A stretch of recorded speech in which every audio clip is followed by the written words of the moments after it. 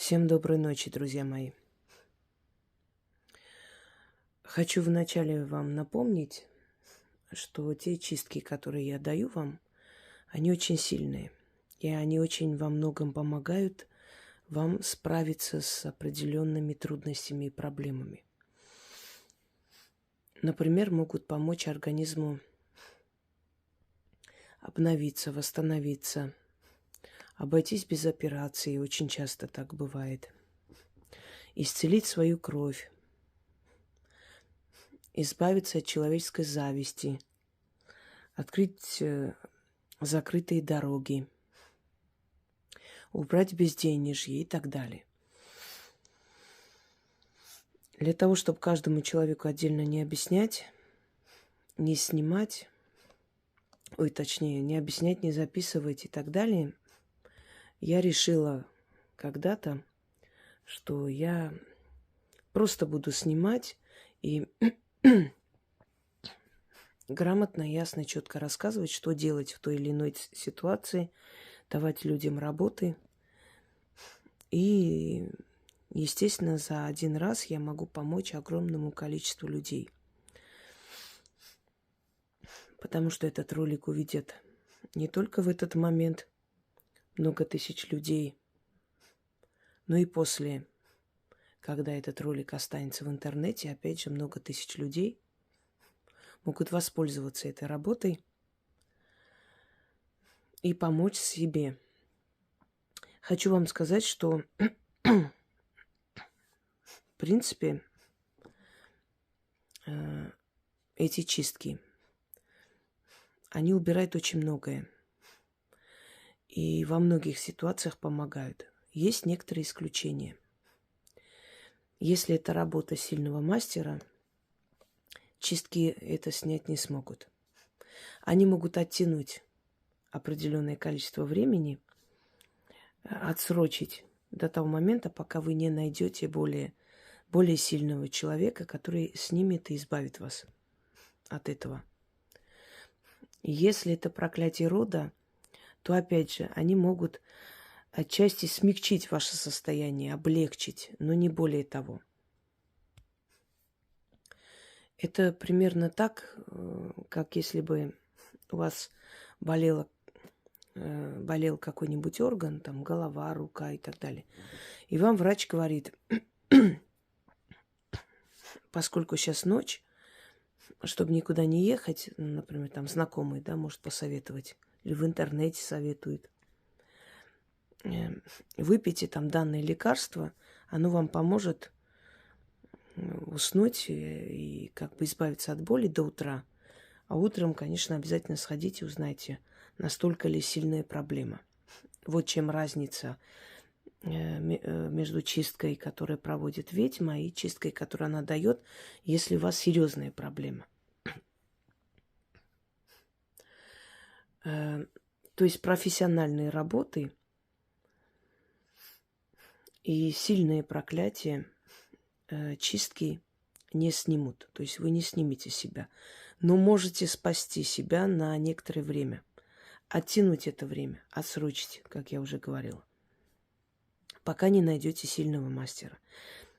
Если же это уже застарелая вещь, оно уже себя изжило, то есть само себя сожрало, хотела сказать.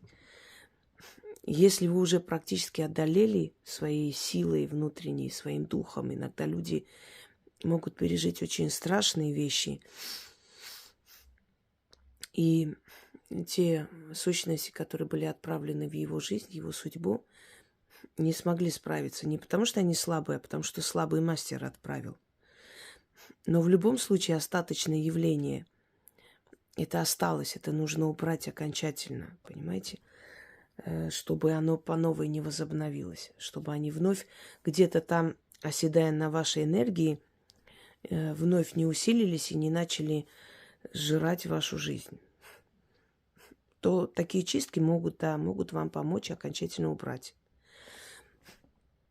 Это чистка, которую я хочу вам подарить,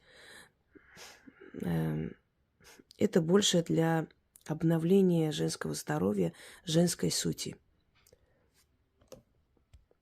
Так вот, в основе этой работы лежат знания русских ведьм из более древних губерний, такие как Ярославская губерния.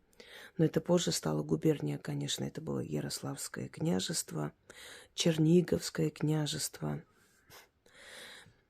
Вот в этих древних землях Руси в основном вот похожие работы встречаются. Поскольку я изучала источники и многие исторические источники, сопоставляла и магию, историю, и обряды, традиции. Вот подобные работы, связанные с привязком человека, еще называют мумиё человека, в основном проводились вот в этих старинных регионах России. Оттуда эта традиция пришла. Серебряная вода, ритуалы с зеркалом и так далее. Итак,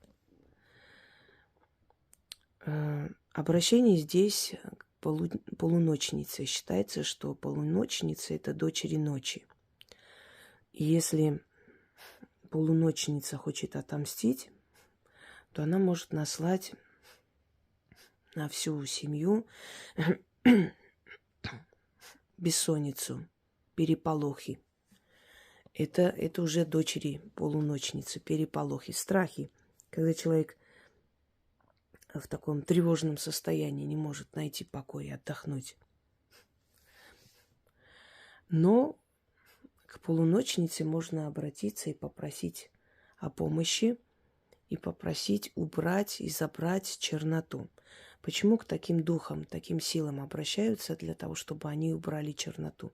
Потому что это их пропитание, это та энергия, которая питает их силу. Они усиливаются таким образом.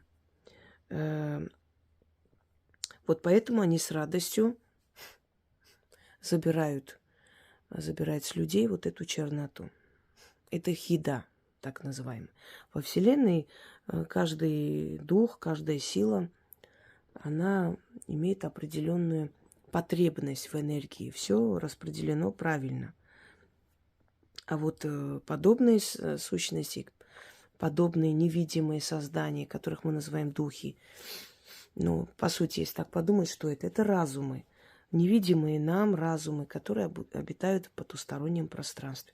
Вот эти невидимые разумы, у них разные пропитания, разные потребности, и многие из них, которых мы призываем для чисток, они забирают с нас вот эту черноту и питаются этой энергией. А иные силы возвращают тем, кто наслал, тем самым мучая их, и опять же питаясь их энергией, уже энергией мучения. Теперь свои ногти, волосы нельзя было никому отдавать, ни у кого оставлять. Не просто так происходит, когда человек идет в парикмахерскую. Знаете, есть легкая рука, есть тяжелая рука. Человек с тяжелой энергией встречается иногда. После его стрижки волосы начинают редеть, плохо растут. А есть парикмахеры, после которых волосы начинают оздоравливаться, становятся более пышные и так далее. И чаще всего, если у вас есть привычка волосы свои расчесывать и кидать в мусорку или где-нибудь еще, то наверняка у вас головные боли есть. Одно время и у меня была привычка, пока я себя не приучила к тому, что хотя бы, если мне некогда сжигать их, хотя бы кинуть просто и смыть волосы. Отдайте стихии воды. Воде отдайте хотя бы. Потому что если ваши волосы будут летать, непонятно где, если птицы будут забирать и выть с них гнезда и так далее, то ваши головные боли не пройдут. В волосах сохраняется, волосы это как антенна, связь со Вселенной. Именно поэтому в древние времена волосы стричь было не принято. Нельзя было Ну, и бороды стричь, между прочим, хочу вам сказать. Почему бороды отращивали мужчины? Потому что это их связь с родом. Э, Через волосы человек принимает определенную информацию на самом деле. Это реальность. Это не означает, что мы должны все ходить там волосатые и прочее. Нет. Но, по крайней мере, мы должны очень бережно относиться, потому что волосы отчасти наша защита. И не разбрасываться там и здесь. Еще волосы – это связь с нашей сущностью. Это то есть это связь с нашим фантомом, с нашими подсознательными там страхами, желаниями и так далее. Волосы – это связь с нашим родом. Почему волосы, если попадут в нехорошие руки, то на них можно навести что угодно. Волосы, ногти. Это не просто, скажем так, материал, который можно срезать и выкинуть. Это материал, который нас связывает с ними. И если это забрать, если с этого сделать вольт или что-то еще, то человек может пострадать. Смотря кто делает, конечно. Но даже самый неопытный кустарщик может что-нибудь да навести. Теперь, многие ногти обрабатывают, значит, делают маникюр, и мало кто дома стрижет ногти. Обычно, значит, отращивают ногти, идут по новой, исправляют. Поэтому ногти собрать немножко будет труднее. Но в любом случае, в заговоре надо это говорить. По крайней мере, соберите волосы. Вы расчесываетесь, снимайте с расчески и собирайте в пакете. Если вы стрижете ногти, если вы не ходите никуда, сами делаете, значит, стригите, соберите туда ногти. Раз в месяц берете котелок.